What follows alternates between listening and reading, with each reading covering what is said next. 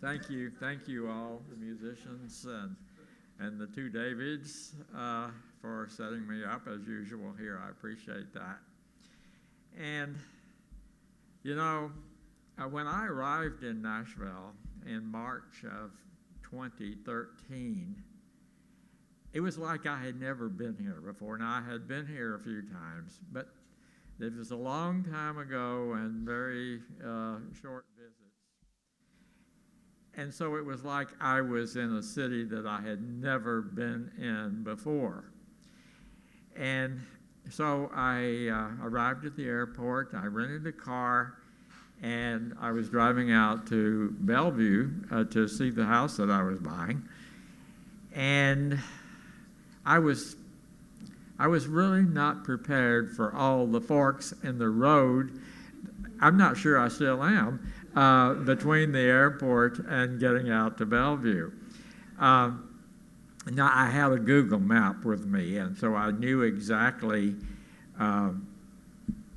what I knew I was supposed to stay on I-40 to get on out there, and so I was able to do that. And I also knew that if I took a wrong turn, that I would be able to turn around and come back. I've been known to do that a few times in my life. But I didn't. I made it just fine that day. But as in Michael's song, dealing with mental forks in the road is something that we do every day. And it's not always that easy to handle the result of these, because sometimes they're not all that great.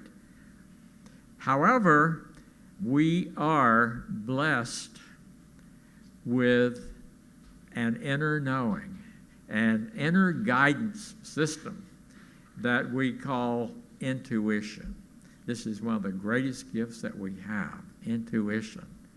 And it's kind of like a divine GPS. Now, and it's like one that's been factory installed. I mean, it's right there for all of us. And it's always present. It's like a 24-hour radio broadcasting station. However, just as we have to do with the radio station, we have to turn on the radio and we have to tune in to that appropriate station, and sometimes we're not too willing to do that. Now, intuition is not predestination, because we can choose to accept it or not to accept it. However, I personally am learning as I go along to accept it, because I know that it really helps me out so much. Now, the way I see that it works is that it guides us toward our goals, but we have to fill in the blanks. We have to do the fine-tuning of this. Now, Ernest Holmes, as David said, I really like to quote from Ernest Holmes, and he defines intuition as God in man. This is one of my favorite things that I remember from Ernest. God in man, and just as instinct guides the animal, so would intuition guide man if he would allow it to operate through him. Intuition is the ability to know without any process of reasoning. God knows only intuitively. Now, of course, even animals who are going along with their instinct, they have to operate within the environment in which they live. And we have to do the same thing with intuition. Now, I had to do quite a bit of adapting and human reasoning before I found myself in Nashville. My being in Nashville in the first place was a result of choosing a fork in the road. It was a result of following a level of intuition that brought me to a place that I essentially had never been before. Now, You know, I'm blessed with divine hindsight. I don't know if you are as well, but I think most of us are. And now I like another quote from someone who has impressed me a lot, and that's Thomas Troward. And he says, "We can never set any cause in motion without calling forth those effects it already contains in embryo, and which will again become cause in their own turn, thus producing a series which must continue to flow on until it is cut short by bringing into action a cause that is opposite in character to the one which originated it." Now, actually, at the time and in the place where Troyd was writing this, he was talking about making some putting some poor choices into the works. But it works the same way with good choices, with perfect choices. And if we listen to our intuition and pay attention to our divine guidance, then we can make sure that the causes that we put into operation are perfect. They're just like we want them to be. And Gary Zukav, who is a philosophical writer, points out that choice is the engine of evolution. If we think about that a little bit, we realize that's absolutely true. And he goes on to say, if we choose consciously, we evolve consciously. If we choose unconsciously, we evolve unconsciously. And so we can keep this in mind as we're making these choices. Now, I know that everyone in here has made some very important choices in their lives. And some of these have been good, some of them have been maybe a little bit less than good, but you know that what Troyd was saying is absolutely true, because there are so many aspects within the choice that will tend to show up farther on down the road when you're making more and more choices about which fork to take. Now, for me, with my divine hindsight, I remember a very important fork in the road that I was approaching when I was 21 years old. Now, some of you may remember that we used to have a draft into the military. And so when I was 21 years old, I was faced with the military draft. And so I had a choice. I could choose to go into the Army, or I could choose to go into the United States Navy Officers Candidate School. Well, I decided that I would go to the Officers Candidate School. And so I joined the Navy right over here on Broadway at the federal courthouse. I think about it almost every time I drive by there. And the minute I was sworn into the Navy, I was the property of the United States Navy.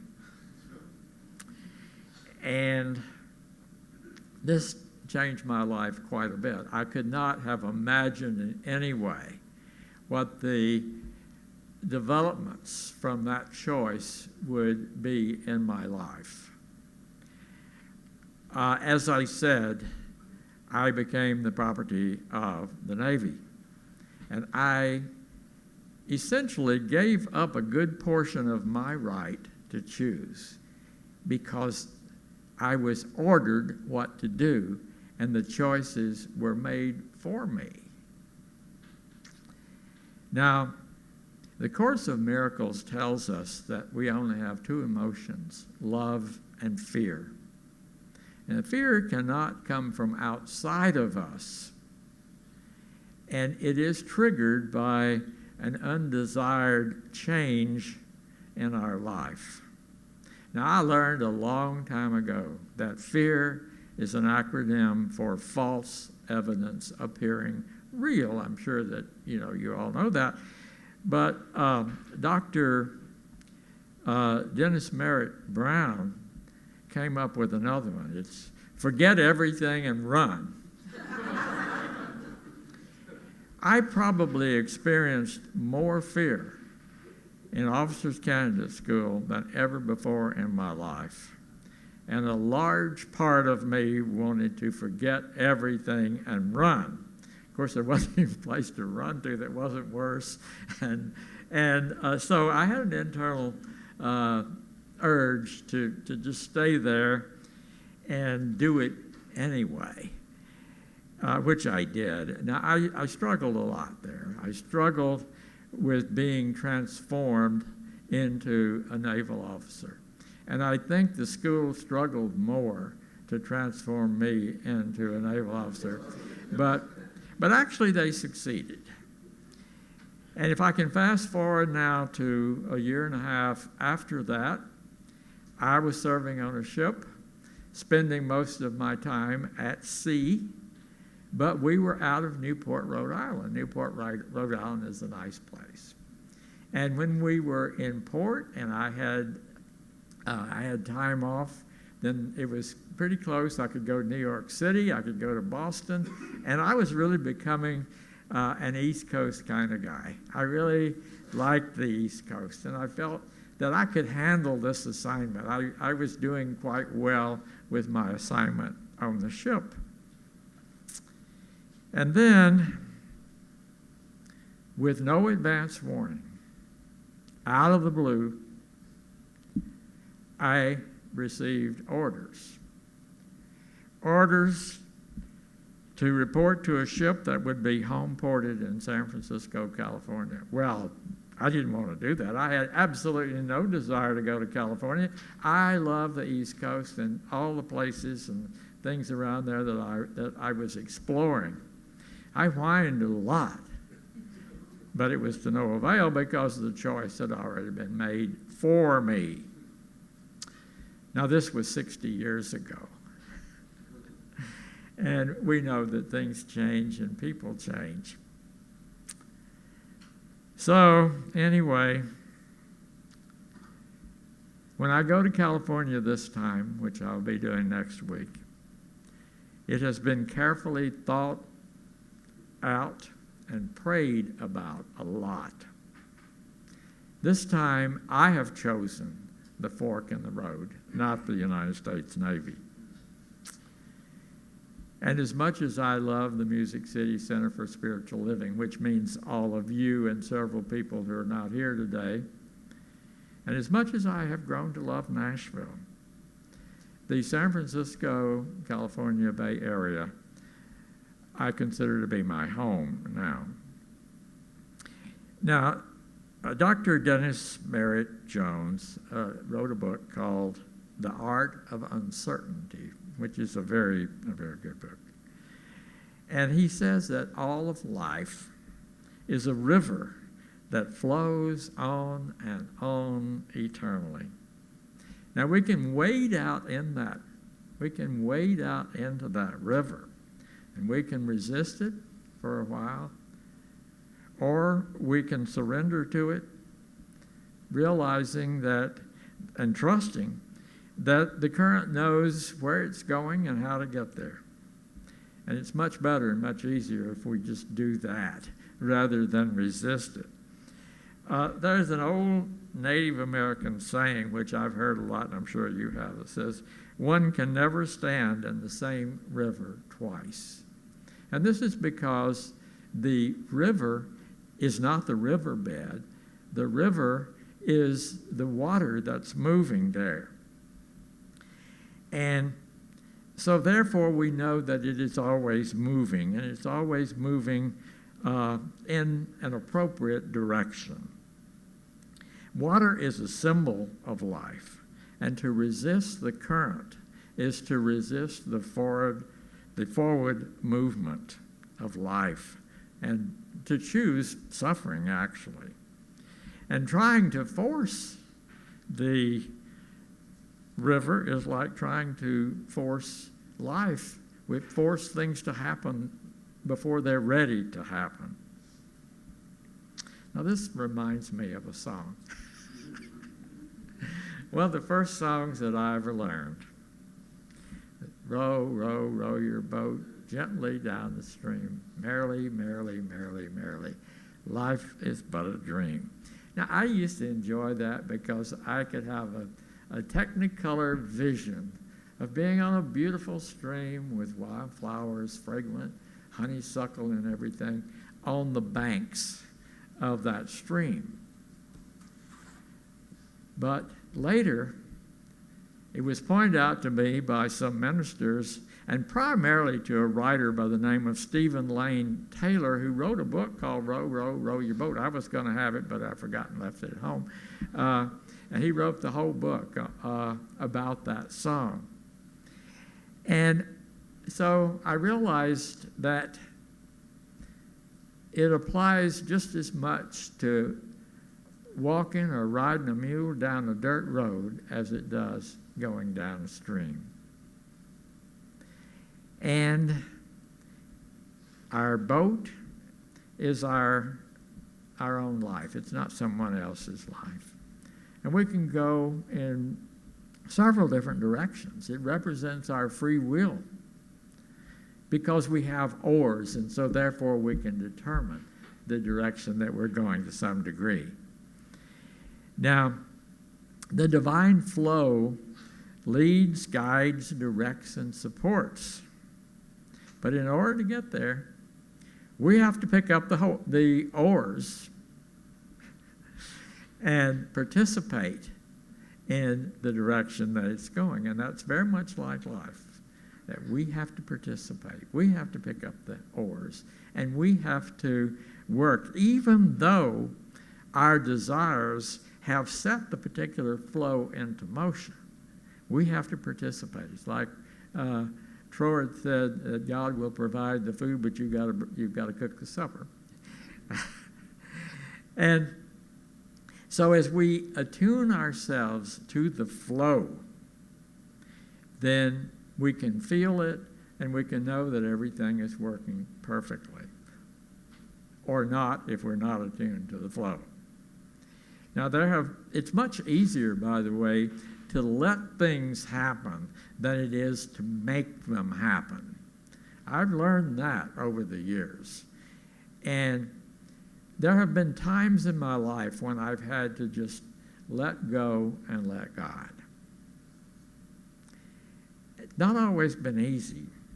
Usually this would be after I had tried every other way I could to make something happen, and it just wouldn't work. And so I had to say, well, I'm going to have to let go and let God. This reminds me of conversations I've had with people who were talking about something going on in their life, and they said, well, I tried everything I could, and finally, all I could do was pray. To which I would usually say, that could have been the first thing that you did. But anyway, letting go and letting God is a much better way than trying to force something to happen. Now, to row merrily, merrily, merrily, merrily means that you are consistently choosing time after time after time after time to see every situation as something wonderful in the making and a blessing about to bloom. Now, the surest way to know that this is so, now we can say it is so, but the surest way to ensure that this is happening is to use affirmations. And we talk a lot about affirmations here. And Dr. Holmes states that to affirm anything is to state that it is so, and to this as being true in the face of all evidence to the contrary.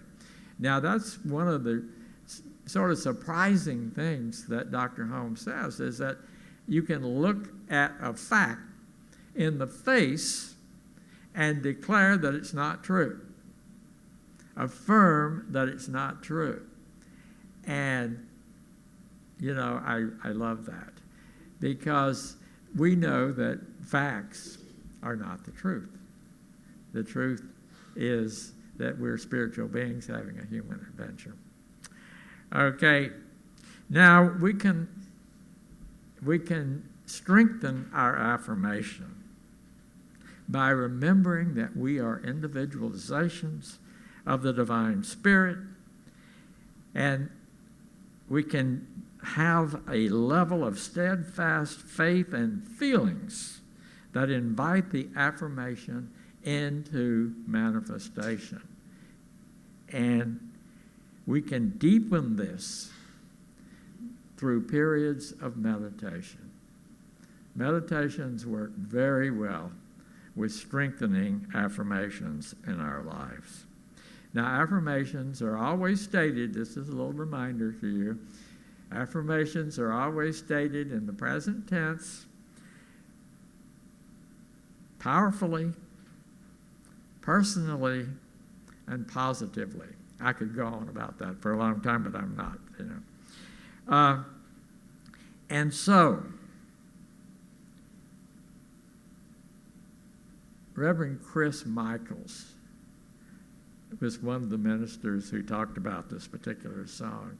And he said, the fact that there are only 3 rows and 4 merrilies, like row, row, row, and then merrily, merrily, merrily, merrily, indicates that the efforts of rowing should not exceed the joy.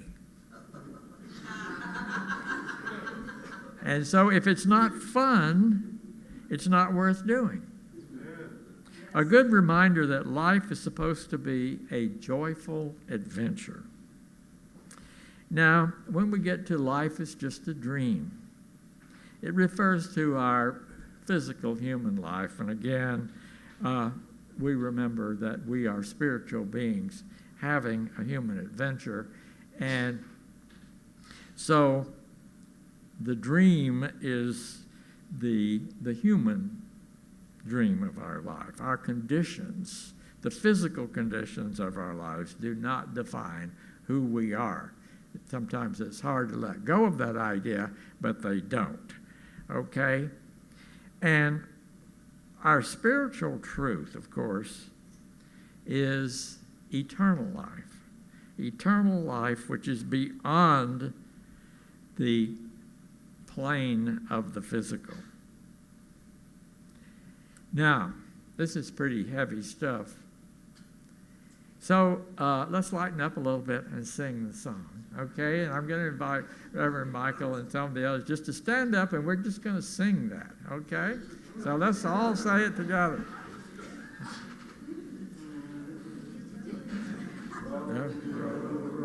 Row, gently down the stream, merrily, merrily, merrily, merrily, life is but a dream. Row, row, row your boat gently down the stream, merrily, merrily, merrily, merrily, life is just as merrily, merrily, life is but a dream. Gently down the stream, merrily, merrily, merrily, merrily, life is but a dream. Life is but a dream. Gently down the stream, merrily, merrily, merrily, merrily, life is but a dream.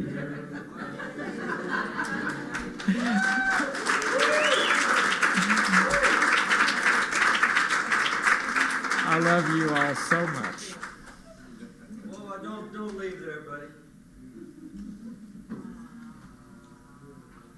I commissioned one of our wonderful artists here at MCCSL to create this for Franklin, and I wrote on here, what we wrote on here, with deep love and appreciation, the Music City Center for Spiritual Living honors Reverend Franklin Privette, the world's greatest teacher. We've